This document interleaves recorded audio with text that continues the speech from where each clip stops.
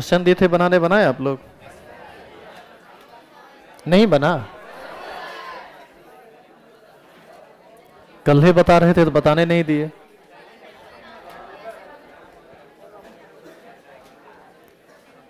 लाई तो क्वेश्चन।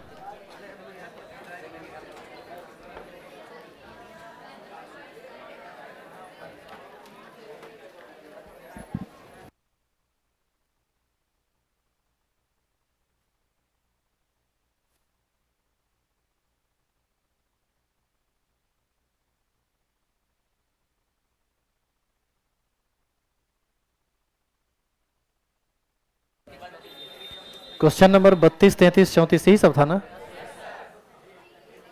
देखो इधर,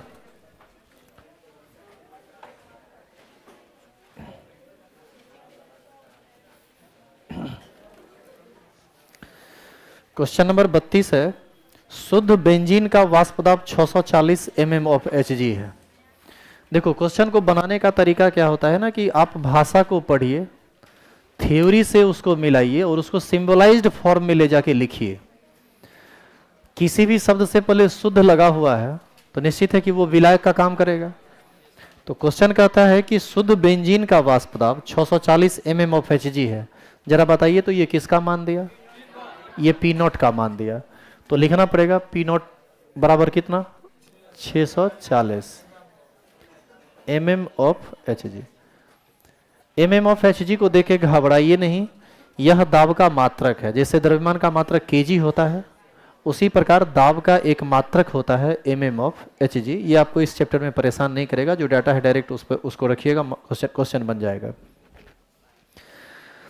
आगे क्वेश्चन कहता है कि 2.175 ग्राम एक अवरणशील विलय को, यानी विलय का भार दे दिया, 39 ग्राम बेंजीन में घुलाया गया, यानी विलय का भार दे दिया। अब बताइए विलय के भार और विलय के भार, विलय का भार W1 से रिप्रेजेंट होता है और विलय का भार W2 से। तो W1 का मान दे दिया क्वेश्चन में 2.175 ग्राम। विलय का भार कितना दिया? 39 ग्राम। तो W1 W2 का मान दे दिया। अब आप ये समझिए कि विलय जो दिया है उसका नाम नहीं लिखा है और ना ही फॉर्मूला लिखा है। तो विलय का नाम और फॉर्मूला नहीं लिखा हुआ है, इसका मतलब है कि हम उसके मॉलिक्यूलर वेट को ऐसे ज्ञात नहीं कर सकते हैं। इसका मतलब है कि M1 का मान आपको पता नहीं है। विलय के मॉलिक्यूलर वेट को ही हम लोग M1 कहते थे, लेकिन विलायक का नाम दिया है। विलय का नाम क्या दिया है? 39 ग्राम बेंजीन, यानी बेंजीन नाम तो पता है, बेंजीन का फॉर्मूला क्या होता है? C6H6। तो उसका मॉलिक्यूलर वेट तो हम ज्ञात कर सकते हैं, C6H6 बर्छक 72 6 78। आपको टोटल ये 78 आएगा, जोड़िएगा तो ये किसके लिए? बेंजीन के लिए। और जैसे मान लो विलय NaCl दे देता, तब यहाँ हम 58.5 रख देते, लेकिन चूंकि वो नाम ही नहीं दिया हुआ है तो वो हमको नहीं पता। यही क्वेश्चन आपसे पूछ भी रहा है कि विलय का मॉलिक्यूलर वेट क्या होगा। आगे क्वेश्चन कहता है कि विलियन का वाष्प दाब 600 mm ऑफ Hg है। विलियन का वाष्प दाब किस चीज से रिप्रेजेंट होता है? PS से, यानी PS का मान कितना? 600 mm ऑफ Hg। अब आपसे पूछता है कि बताइए उस अवरणशील विलय का आणविक द्रव्यमान क्या होगा, यानी M1 का ही मान आपसे पूछ रहा है।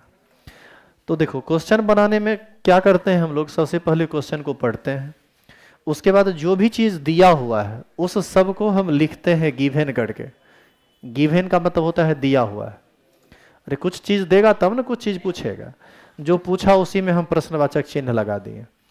अब हम इस सभी डाटा को कलेक्ट करके थ्योरी से मिलाएंगे कि कौन ऐसा फॉर्मूला है जिस पर ये सेट हो रहा है। तो कल आप एक फॉर्मूला पढ़े थे, आप याद कीजिए,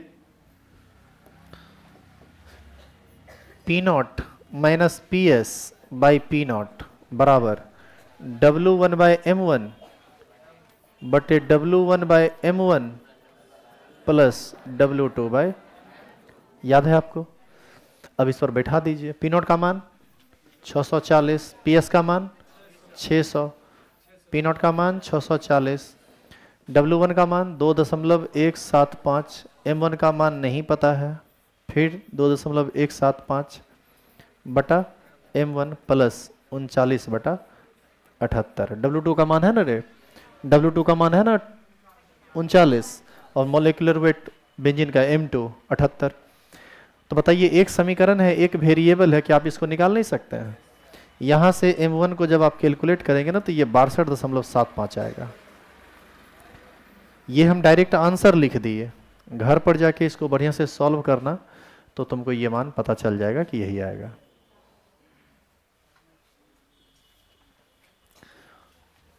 तो ये था पहला न्यूमेरिकल। इसको समझने में किन्हीं को कोई दिक्कत है, परेशानी है? उतार लीजिए।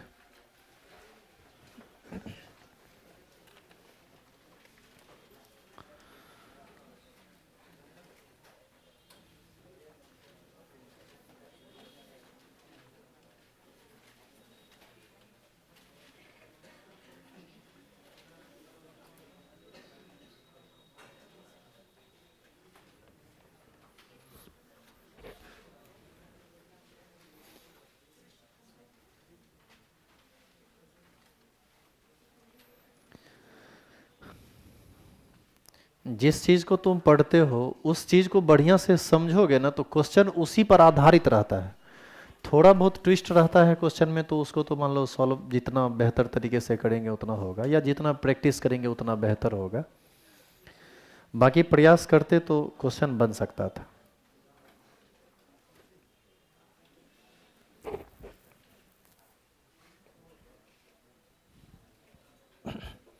ये क्वेश्चन कितना लोग बनाए थे, हाथ खड़ा कीजिए। 2 आदमी बनाए थे? तब तो इस क्वेश्चन को बताना निहायत जरूरी था।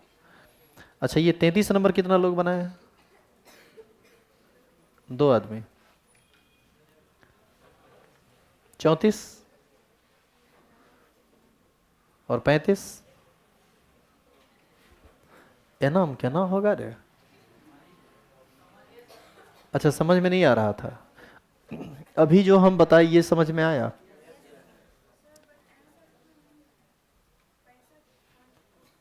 पैंसठ दशमलव 25 आया, तो वही आया होगा 65.25। तब हम ही गलत लिखे हैं। देख लीजिए ना, सॉल्व करके जो आएगा वही आंसर होगा।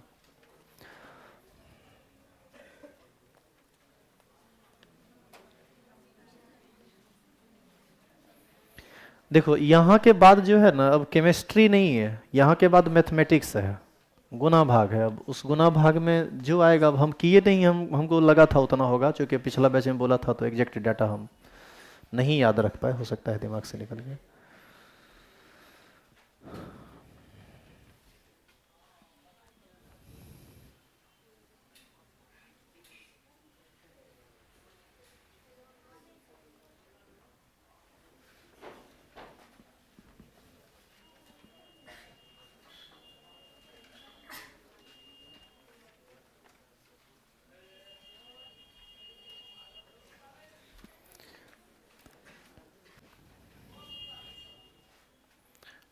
क्या इसको मिटा के अगला क्वेश्चन पर बढ़े? देखिए क्वेश्चन नंबर 33।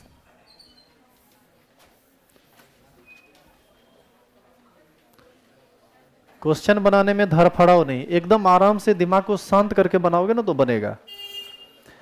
क्वेश्चन में जो दिया हुआ है, सबसे पहले इस तरह के न्यूमेरिकल में गिवन लिखा कीजिए, या हिंदी में लिखते हैं तो दिया है कि क्या क्या दिया है वो उसको अब सिंबलाइज्ड फॉर्म में लिखिए।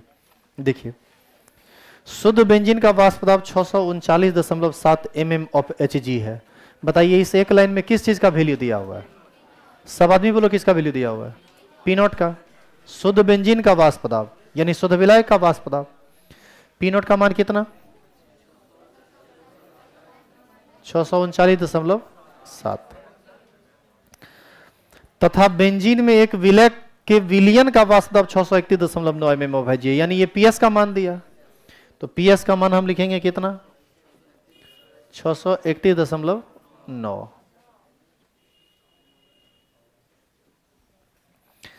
आगे क्वेश्चन कहता है कि उस विलियन की मोललता क्या होगी, स्मॉल एम ही ना पूछ रहा है। तो आप स्मॉल एम और पी नॉट पी एस से संबंधित कोई फॉर्मूला पढ़े थे कल? बताइए क्या था फॉर्मूला?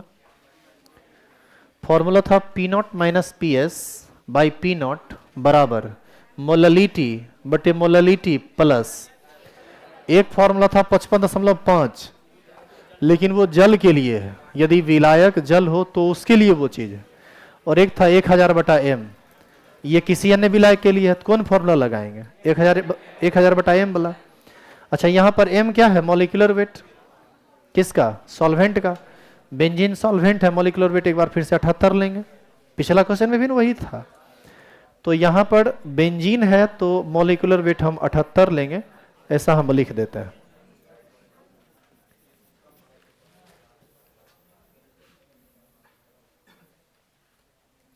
क्वेश्चन जब बनाए तो साथ साथ तुम लिख सकते हो मन हो तो, ताकि टाइम थोड़ा बचे। अब बताइए, फॉर्मूला था P naught minus P S by P naught is equal to molality बटे मोललिटी प्लस 1000 बटा एम।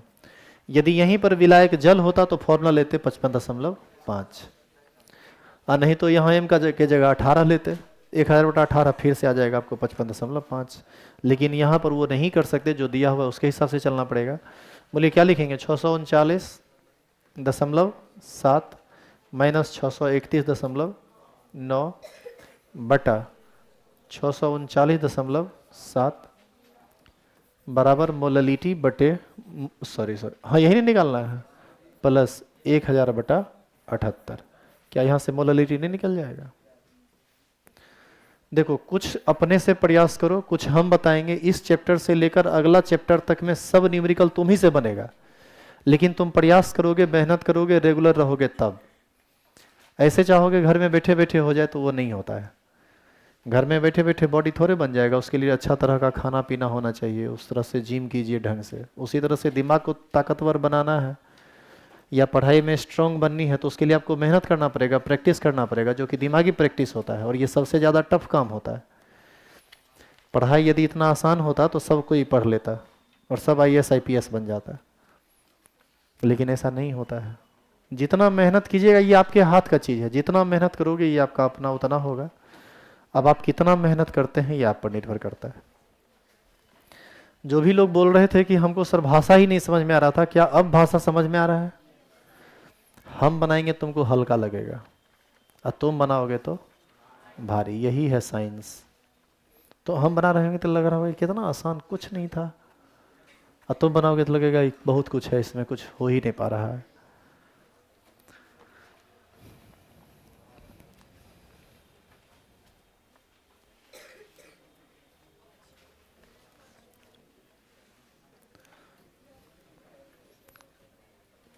हो गया? लिख लिए?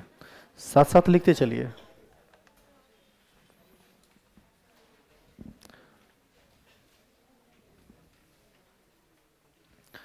Question number 34।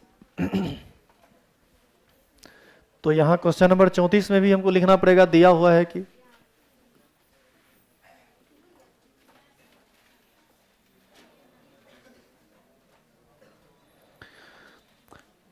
क्वेश्चन नंबर 34 है, ग्लूकोज के एक जलीय विलयन का वाष्प दाब 750 mm ऑफ Hg है। सुनिए, क्वेश्चन है ग्लूकोज के एक जलीय विलयन का वाष्प दाब, बताइए किसका मान? तो दो चार तो उसको बोलता है, सब न बोलेगा एक तरफ से। किसका मान दिया हुआ है? PS का मान कितना? 750। तो PS का मान हम लिख देते हैं 750। mm ऑफ Hg लिखो नहीं लिखो चलेगा। तथा शुद्ध जल का वाष्प दाब 760 mm ऑफ Hg है। शुद्ध जल यानी ये विलायक है, ये किसका मान दिया? P not. P नॉट हमेशा बड़ा होगा PS से, जो कि दिख भी रहा है हर एक क्वेश्चन के डाटा में। आप देखिए, आपको ये चीज दिखेगा। क्वेश्चन कहता है कि तो विलय का मोल प्रभाज क्या होगा, यानी मोल फ्रैक्शन ऑफ सॉल्यूट आपसे पूछ रहा है, और पूछ रहा है विलयन का मोललता क्या होगा, ये दोनों चीज पूछ रहा है। तो जो डाटा है उसको चेक करते हैं कि कैसे बनेगा। आप बताइए, तो कल जो नियम आप पढ़े थे उसका सबसे बेसिक फॉर्म क्या था? P not minus PS by P not बराबर मोल फ्रैक्शन ऑफ सॉल्यूट। तो पहला क्वेश्चन तो बनले है। P नॉट का मान कितना? 750, 760। नीचे देखो, यही सब गलती करते हैं आप बनाते वक्त। 750 बटे 760 बराबर मोल फ्रैक्शन ऑफ सॉल्यूट। देखो तो 760 में 750 घटेगा, बचेगा 10।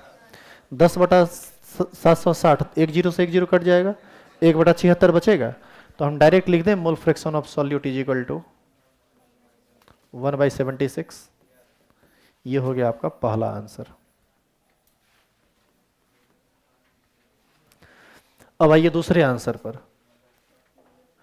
आप एक नियम पढ़े थे, mole fraction of solute is equal to molality बटे मोललिटी प्लस 55.5। आपको याद है ये रिलेशन बिटवीन मोललिटी और मोल फ्रैक्शन नहीं पढ़े थे ये?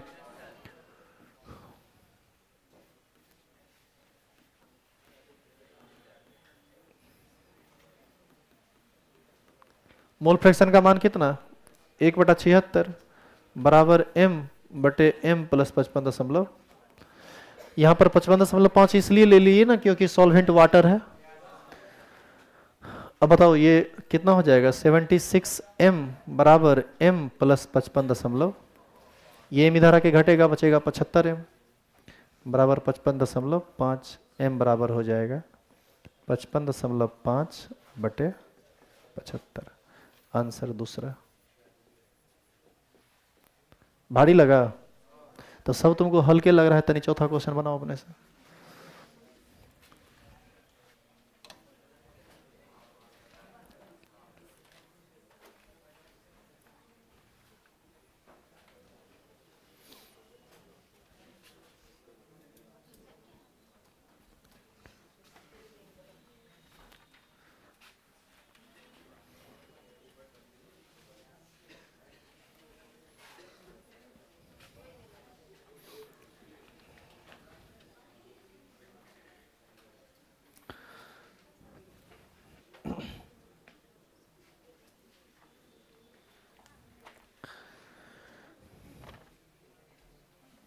क्वेश्चन नंबर 35 है, एक जलीय विलयन का वाष्प दाब शुद्ध जल के वाष्प दाब से 2% कम है,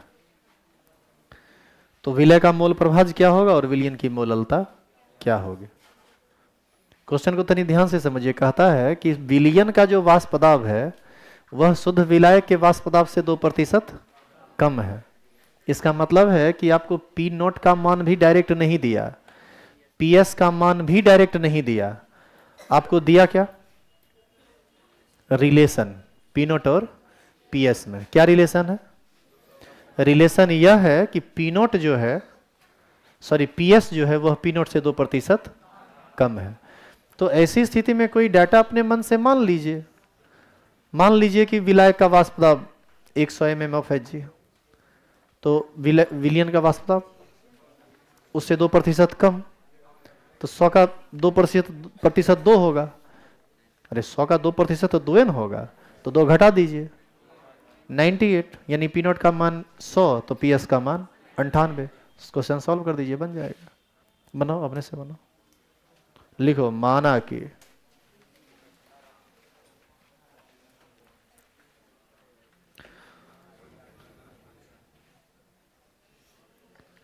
कि क्वेश्चन बन गया। नहीं बना रे? चलो लिखो।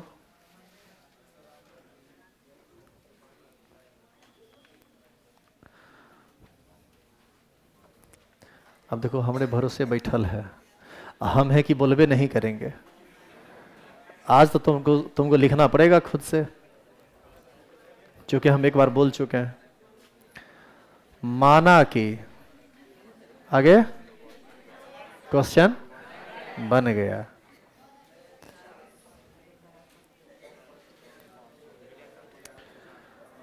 माना कि शुद्ध विलायक का वाष्प दाब, लिखो माना कि आगे नीचे वाले लाइन में लिखो शुद्ध विलायक का वाष्प दाब ब्रैकेट में पी नॉट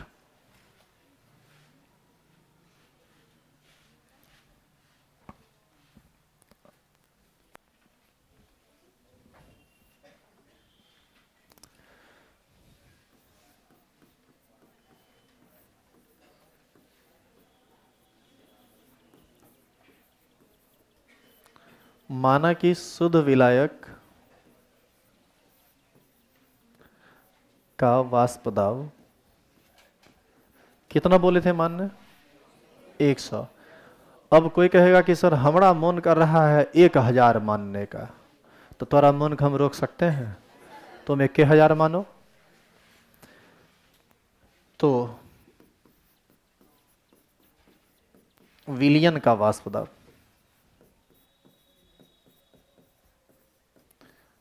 तो विलियन का वाष्प दाब कितना होगा? शुद्ध विलय के वाष्प दाब से 2% कम। तो ये मने मन कैलकुलेट कर लो, 100 का 2% 2 होता है, 2% कम करना यानी 100 से 2 कम, यानी कितना? 98।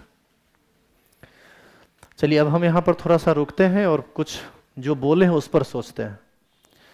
कोई यदि मान लिया शुद्ध विलायक का वाष्प दाब 1000, तो क्या ये 98 होगा? कितना होगा? 980 होगा। क्यों? क्योंकि वहां पर 2% न कह रहा है कम है, तो 1000 का 2% तो 20 होता है, 100 का ना 2% 2 होता है, 1000 का तो 2% 20 होगा, तब डाटा चेंज हो जाएगा 1000 और ये हो जाएगा 980। तो बताइए अब मोल फ्रैक्शन ऑफ सॉल्यूट पूछ रहा है, यही ना क्वेश्चन पूछ रहा है। तो आप तो फॉर्मूला जानते हैं, P naught minus P S by P not बराबर मोल फ्रैक्शन ऑफ सॉल्यूट। निकल जाएगा यहां से। क्या लिखेंगे बताओ बताओ? 100 माइनस 98 बटा 100 बराबर मोल फ्रैक्शन ऑफ सॉल्यूट। 2/100 यानी 1/50 है ना होगा, लिख दें डायरेक्ट 1/50 आंसर।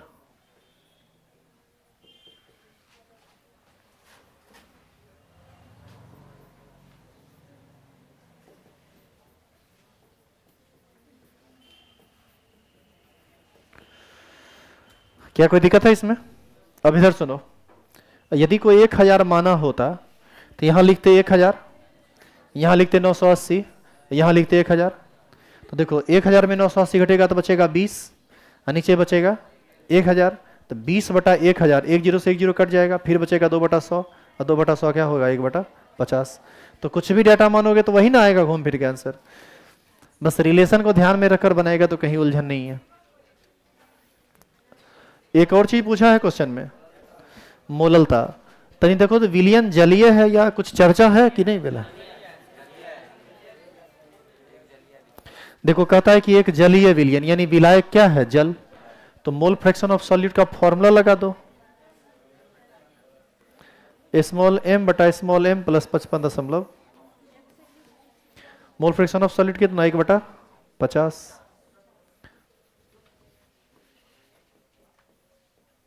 इधर देखो क्रॉस मल्टीप्लीकेशन करेंगे तो 50m बराबर m प्लस 55.5 होगा, एक m उधर जाके घटेगा तो बचेगा 49m, तो m बराबर क्या होगा? 55.5 बटा 49 आंसर। क्या रे कालिया, कोई दिक्कत है आलिया को?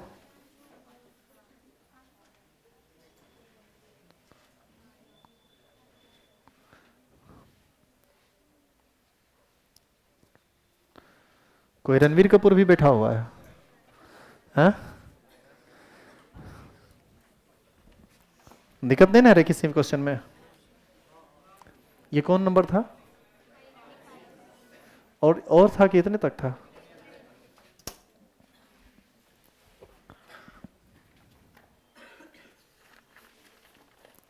ये क्वेश्चन किन की है?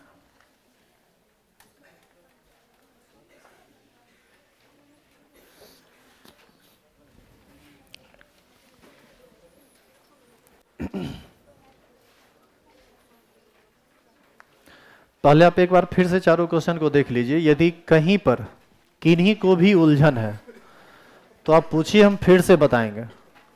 न्यूमेरिकल आपसे बनना चाहिए। यदि आप थ्योरी इतना ढंग से पढ़ रहे हैं और न्यूमेरिकल आपसे नहीं बन रहा है, मतलब आप कमजोर पढ़ रहे हैं। यदि ऐसा कुछ है कहीं पर आप उलझ रहे हैं तो प्लीज बोलिए, तभी हम आपका हेल्प कर पाएंगे। आप ये मत सोचिए कि इतना भीड़ है, वो क्या सोचेगा, वो क्या सोचेगा। कौन क्या सोचेगा? बानर है, किसी को सोचने समझने का शक्ति ही नहीं है। कितना दिमाग लगाओगे? ये वाला क्वेश्चन संडे को बता देंगे। ये इस चारों में कोई दिक्कत भी है? ऐसे आप पूछे हैं तभी बता देते हैं, कहिएगा पूछे बताए नहीं। हालांकि इस क्वेश्चन का डिस्कशन भी हुआ, कहीं करेंगे। 1 से 30 तक दिए थे ना बनाने कुछ क्वेश्चन, तो वो सब बताएंगे हम, उसके लिए टाइम आपको अलग से दिया जाएगा। वैसे कौन नंबर आप बोले? 9 नंबर। देखो ये असाइनमेंट का वो क्वेश्चन है जो बनाने नहीं दिया, बनाने तो दिया गया था लेकिन अभी आप कर देते हैं क्वेश्चन पर डिस्कस। 18 ग्राम H2O, बताओ तो H2O कैसे टूटता है? H प्लस और OH, इसका एन फैक्टर कितना? एक, एक ना होगा, 1 प्लस 1 माइनस। तो बताओ इक्विवेलेंट वेट ऑफ H2O कितना? इक्विवेलेंट वेट बराबर होता है मॉलिक्यूलर वेट बटा एन फैक्टर। H2O का मॉलिक्यूलर वेट होता है 18, तो 18 बटा 1 यानी 18। अब आप ये बताइए कि ग्राम इक्विवेलेंट का फॉर्मूला क्या होता है? अरे वेट बटा इक्विवेलेंट वेट होता है, अरे ये ना होता है फॉर्मूला। आपसे क्वेश्चन पूछा है कि 18 ग्राम H2O में मिली तुल्यांक की संख्या क्या होगी? मिली तुल्यांक तभी निकलेगा जब ग्राम तुल्यांक निकलेगा।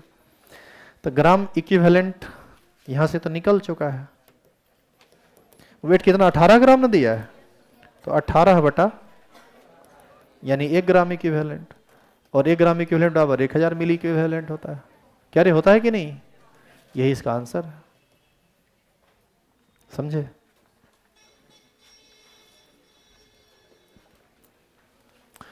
ये क्वेश्चन सब लोग मत लिखिएगा, जिनका क्वेश्चन था बस उन्हीं को बताएं। पहले अब कल के बारे में सुनिए। कल संडे है और कल आपका क्लास है।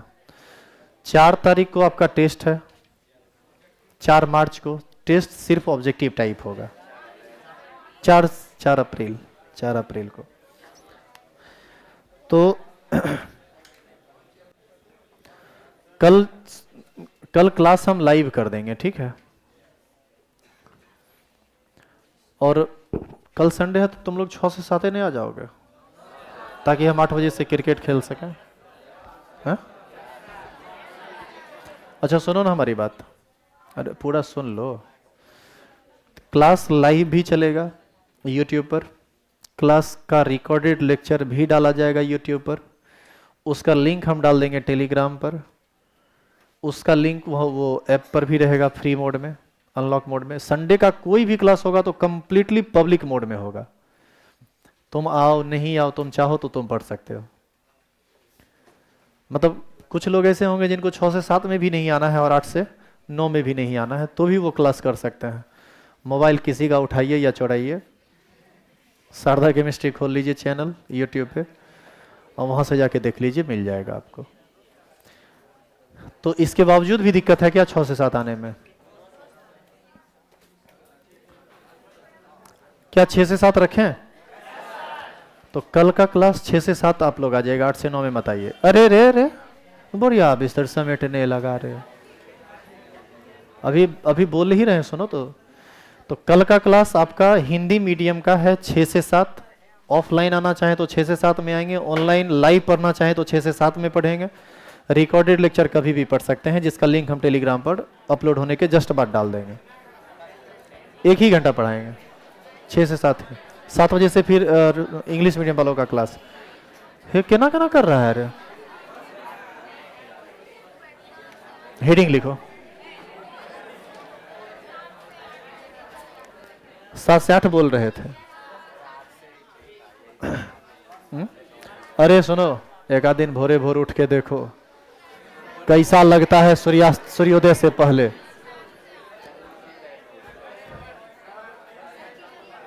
अच्छा एक मिनट सुनो, 1 मिनट। किसको आने में दिक्कत है? हाथ खड़ा करो। इतने सारे लोगों को दिक्कत है। अच्छा क्लास है, सब लोग संडे को क्लास दे रहे हैं। पहले बोलता हम ही कैंसिल कर देते। ठीक है 8 से 9 में ही आइए जैसे आते हैं। 6 से नहीं, 7 से 8 नहीं, 7 से 8 इंग्लिश मीडियम का टाइम है। आप 7 से 8 में यदि आना चाहते हैं तो इंग्लिश में क्वेश्चन रहेगा, क्वेश्चन सेम रहेगा लेकिन इंग्लिश में रहेगा। लैंग्वेज प्रॉब्लम होगी ना फिर। अच्छा कोई बात नहीं, नहीं खेलेंगे क्रिकेट, पढ़ेबे करेंगे तुमको। 6 से 7 आना चाहे 6 से 7 आ जाइए, 8 से 9 आना चाहे 8 से 9 आ जाइए, नहीं आना चाहे नहीं आइए। लाइव पढ़ना चाहते हैं पढ़ लीजिए, नहीं पढ़ना चाहते हैं मत पढ़िए। आपके बैच का टाइम 8 से 9 है, ठीक है। अब देखो हम एक टाइम के अलावा इतना सारा ऑप्शन दे रहे हैं, आप एक ही टाइम पर कंसंट्रेट है। आप जब मन हो तब आइए, 6 से 7 में आइए, 8 से 9 में आइए। अच्छा, संडे का जब भी क्लास होगा तो उसमें चेकिंग नहीं होगा। चेकिंग जब भी होगा तो वर्किंग डे में होगा। होता क्या है ना, जैसे मान लो तुम आ जाओगे 6 से 7, चेकिंग होगा, धर लेगा तुमको कि तुम इस बैच में क्या कर रहे हो। तो संडे का क्लास चूंकि मिक्स्ड फॉर्मेट में चलता है तो उसमें तुमको परेशानी नहीं होगी। और दूसरी बात सुन लो, अपना आइडेंटिटी पेज संडे को छोड़ के बाद बाकी वर्किंग डे में हर हाल में पास में रखना। चेकिंग अब डेली होगा, और यदि आप नहीं रखेंगे आइडेंटिटी कार्ड पास में, एंट्री नहीं मिलेगी आपको। और वैसे लोग जो अभी तक पेमेंट नहीं कर पाए हैं, हर दिन आप आइएगा तो आपको 10 मिनट बरामदा में खड़ा रहना पड़ेगा। एंट्री मिलेगी, भगाएंगे नहीं आपको, 10 मिनट खड़ा रहना पड़ेगा, उसके बाद बैठा देंगे। ऐसा हम 5 दिन करेंगे अभी।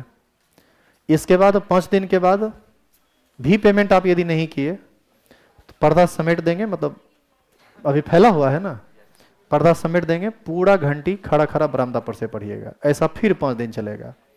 बावजूद उसके पेमेंट आप नहीं किए, लल्ली पकड़ के बढ़िया से हेमरा चौक तक रखाएंगे, समझ गए। उसके बाद जब अब इसके बाद क्या करेंगे, जान मार दें क्या। तुम लोग कैसा आदमी है, तुम लोग मतलब एक सच्चाई बता रहे हैं, तुम लोग बहुत गैर जिम्मेदार आदमी हो। अच्छा सुनो इधर, इसी वजह से तुम पढ़ते लिखते भी नहीं हो। जिसको अपने पढ़ाई लिखाई के प्रति जिम्मेदारी नहीं है, तुमको होमवर्क बनाने दिए इतना आदमी में, यहाँ 200 लोग कम से कम बैठे हुए हैं, इस 200 में 2 को बनाया है होमवर्क। इसका मतलब तुम अपने होमवर्क प्रति गैर जिम्मेदार हो। तो जो आदमी अपने सेल्फ इंप्रूवमेंट के लिए गैर जिम्मेदार है, जो आदमी होमवर्क नहीं बनाने के लिए जिम्मेदार है, वो आदमी पेमेंट क्या करेगा, वो तो गैर जिम्मेदार रहेगा ही। और तुम तो गैर जिम्मेदार है ही, गार्जियन भी तुम्हारे गैर जिम्मेदार है। अब सुनो ना तनी बढ़िया से, क्या तुम्हारे गार्जियन को नहीं पता है कि 40 दिन से क्लास चल रहा है? क्या तुम उनको पेमेंट के लिए बोले नहीं हो? लेकिन वो पेमेंट नहीं जमा कर रहे हैं, तब कहेंगे कि अभी घर में रुपया नहीं है, खाना पीना बंद हुआ। अरे घर में खाना पीना बंद हुआ, रुपया नहीं है तो एक्चुअल में रुपया है, इंपॉर्टेंस नहीं है तुम्हारे पढ़ाई लिखाई का। तुम्हारे गार्जियन तुम्हारे प्रति वफादार नहीं है। अब सोचो यदि यहां से भगा दें, खराब लगेगा ना तुमको, लेकिन तुम्हारे पिताजी को मम्मी को कोई फर्क इस सबसे नहीं पड़ता है। सुनो इधर, लड़के घर से चोरी करके रुपया जमा करो, इसलिए कि तुमको पढ़ना है, चाहे जैसे भी हो, तुम्हारा पढ़ाई रुकना नहीं चाहिए, समझ गया। और एक लास्ट बात सुन लो जो बहुत इंपॉर्टेंट है। हम पहले भी बोले हैं, आज फिर बोल रहे हैं। अरे तुमको क्या हुआ है रे, वो बार बार बाहर जा रहा है? आए बुर्बक तो बोलेगा ना, उसको मेडिसिन दिया जाएगा, उसको डॉक्टर के पास लाया जाएगा। रुपया तुम लोग जमा करता है, तो सब व्यवस्था है यहाँ। अरे बोलो तो उसको, माधव को बोलो उसको देखने के लिए, उसका क्या स्थिति है, उसको तुरंत डॉक्टर के पास पहुंचाएगा वो। सेब दो, नारंगी दो, अनार दो, ग्लूकोज दो, दो जो देना है दो। हाँ जी बिल्कुल। अरे आए दिन लड़की और बेहोश होकर गिरते रहती है। अभी गर्मी आने वाला है ना, देखना मुंह बिदोड़ देगी, तो हैं करके गिरेगी, आ यहां गिरेगी, आ इसको होश आता है सीधे डॉक्टर के पास। कुछ हम अभी तक देखे हैं कि जितना का हम इलाज करवाए हैं, ईमानदार होती है लड़की सब, मतलब फेस टू फेस ईमानदार होती है। साइड से चोरी चमारी कर ली वो अलग बात है, मतलब आंख देखल मतलब बेईमानी नहीं करती है। ये वो लड़की बेईमानी कर दी, उसको इलाज करवा दिए। अब बोला गया कि पेमेंट हम कर दिए, चूंकि इलाज करने जाएगा तो तुरंत वो पेमेंट लेगा, तो रुपया हम दे दिए, लेकिन वो रुपया अभी तक हमारा वापस नहीं आया है। तो भगवान के दया से फिर बीमार पड़ेगी। हाँ, अब रुपया नहीं दीजिएगा। अब बताओ, मर रही थी, जान बचा दिए, जानों बचा दिए, रुपये लेके भाग गई, तो भले मरने छोड़ देते। तो ऐसी स्थिति में क्लास में नहीं मरने देंगे, यहां से उठा के हेमरा चौक पर जाके रख देंगे। ज्यादा तबीयत खराब है तुम्हारा रे? ज़्यादा दिक्कत है? ए हंसो मत, ए लड़का रे, तबीयत किसी का भी खराब हो सकता है, इसमें क्या है? ज़्यादा दिक्कत हो रही है? ज़्यादा दिक्कत है तो ऑफिस में जाके बैठिए, वहाँ मेडिसिन दे देगा, नहीं डॉक्टर के पास पहुँचा देगा आपको। आप जाते वक्त मिल के जाइए, ऐसे मत जाइएगा। आइए कल और रुपये लेके हड्डी तोड़ देंगे।